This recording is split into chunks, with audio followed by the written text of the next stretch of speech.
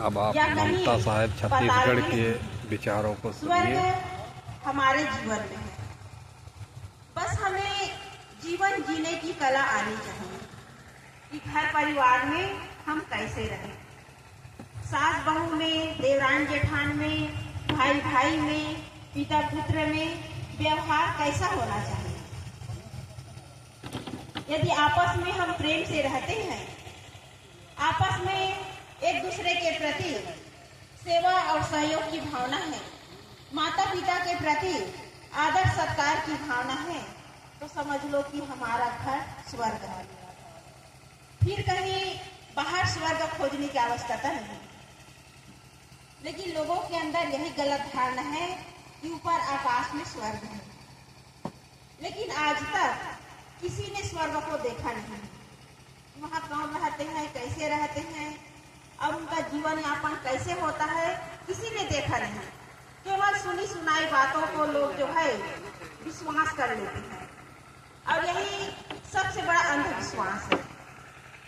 जिन लोगों के बीच हम रह रहे हैं, जो साक्षात देवी और देवता है, उनके प्रति हमारा भाव कैसा है, हमारी भावनाएं कैसी है, इस पर लोग जो है विचार नहीं करते। केवल सुनी सुनाई बातें और लिखी लुखाई बातों पर लोग विश्वास कर लेते हैं, विवेक नहीं कर पाते। तो हमें चाहिए कि हम घर परिवार में प्रेम से रहें। और प्रेम कैसे उत्पन्न होगा? प्रेम कहीं बाजार में, कहीं दुकान पे मिलने वाली वस्तु नहीं है, ये हमारे हृदय की उपज है।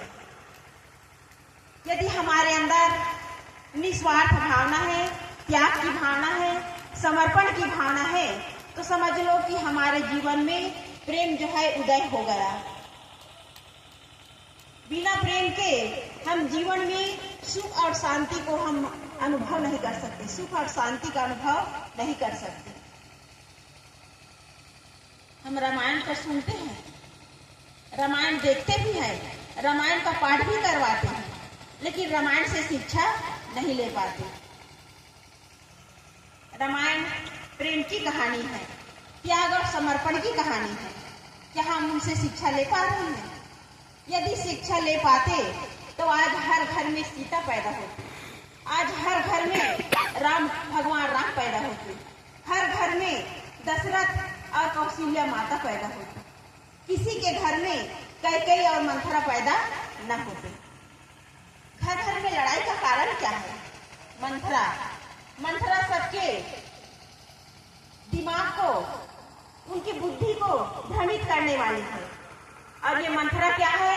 हमारे अंदर के गलत विकार, गलत सोच, यही तो मंथरा है जो हमारे बुद्धि को, हमारे मानसिक जो स्थिति है उसे बिगाड़ देती है। मंथरा कहीं पैदा नहीं होते, मंथरा हम खुद अपने अंदर पैदा करते हैं। हर परिवार में पास पड़ोस में देखो, कहीं 2-4 महिलाएं एकत्रित हो गई तो कहीं अच्छी चर्चा नहीं करेंगे।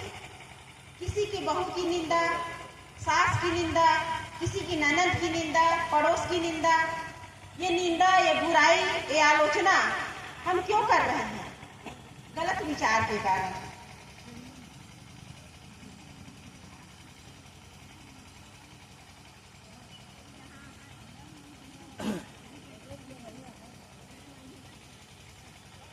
बैठाओ, खड़े होगा।